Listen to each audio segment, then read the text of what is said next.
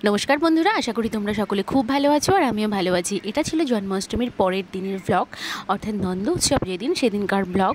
তো আমাদের বাড়িতে জন্মাষ্টমী যেদিন তিথি থাকে তার পরের দিন জন্মাষ্টমীর উৎসব পালন করা হয়, তো পুজো করা হয়। তো তারপরের দিনে আমাদের হচ্ছিল, তো এখানে মা নারকেল কুটছিলেন, তারপর তাল সব তালের যে রস সেটা বের করছিল, তার মাঝখানে আমি মিমিকে একটু খাওয়াচ্ছিলাম। তো আমি সেদিনেরই ভ্লগ তোমাদের সঙ্গে শেয়ার করছি।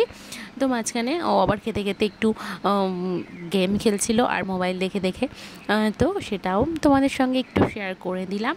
এরপর মিমির খাওয়া দাওয়া হয়ে গেলে আমি আবার মায়ের এখানে চলে এলাম। এখানে মা আমাদের রাধা গোবিন্দ আর গোপাল তিনটা পিতলের মূর্তি, এই ঠাকুরকে স্নান করাবে। আর এই যে সব জামা কাপড়, নতুন জামা কাপড়, এখানে দই, গঙ্গা জল, দুধ, তারপর মধু, চিনি এগুলো দিয়ে গোপাল ঠাকুরকে স্নান করাতে হয় জন্মাষ্টমীতে। তো এখানে মা স্নান করাচ্ছে, আর এই যে শঙ্খ দিয়ে স্নান করাতে হয়, শঙ্খের মধ্যে এই জল দিয়ে তারপর স্নান করাতে হয়। এখানে মা স্নান করাচ্ছে।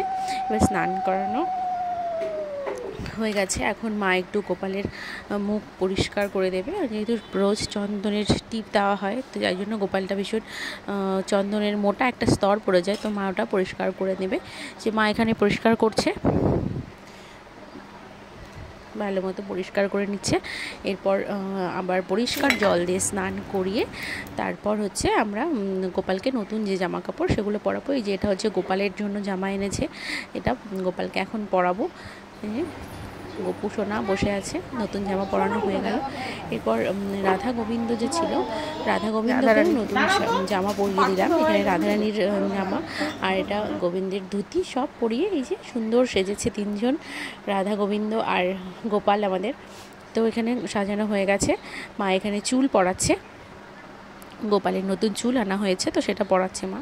আর এখানে গোপালকে আমি একটা পাগড়ি পরিয়ে দিয়েছি। এরপর মা একটি ময়ূর পাখাওয়ালা একটা টিয়ারা নিয়ে এসেছে বৌদি, সেটা লাগাবো। তো দেখো কত সুন্দর লাগছে সেটা লাগিয়ে গোপালকে। তো প্রতিবার মা জন্মাষ্টমীর দিন একটু ছোট করে বাড়িতেই তালের বড়া, তালের ক্ষীর, তালের পিঠে আর সামান্য লুচি, পায়েস এগুলো করেই গোপালকে ভোগ দেয়। তো প্রতিবারের মতো এবারও মা তাই দিচ্ছিল। আর এখানে সাজানোর পর মা হাতে গোপাল ধরে আছে। আর এই যে এখানে আমি পরে ঠাকুর ঘরে গিয়ে রাধারানীকে আর গোবিন্দকে মানে কৃষ্ণকে টিপ পরিয়ে দিচ্ছিলাম, ফেব্রিক দিয়ে ভালো করে এঁকে দিচ্ছিলাম। গোপালকে ভালো করে এঁকে দিয়েছি, গোপালকে খুব সুন্দর লাগছিল, তাই মা বললো রাধা আর কৃষ্ণকেও সুন্দর করে ফেব্রিক লাগিয়ে সাজিয়ে দিতে, তাই আমি এখানে সাজিয়ে দিচ্ছিলাম। সাজানো হয়ে গেল। এবার মা সব ফলমূল দিয়ে এখন পুজো দেবে। আর সন্ধেবেলা তালের যা কিছু বানাবে, তালের বড়া, তালের পিঠে, তালের ক্ষীর, নারকেল নাড়ু এগুলো দিয়ে সন্ধেবেলা পুজো দেবে।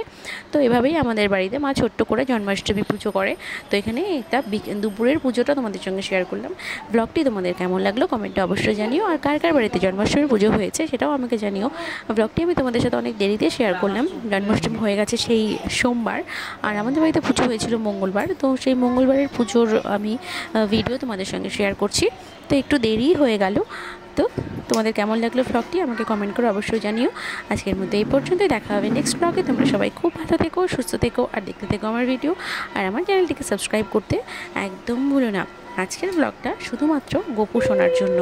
তো তোমরা সবাই প্রেম সে বলো রাধে রাধে।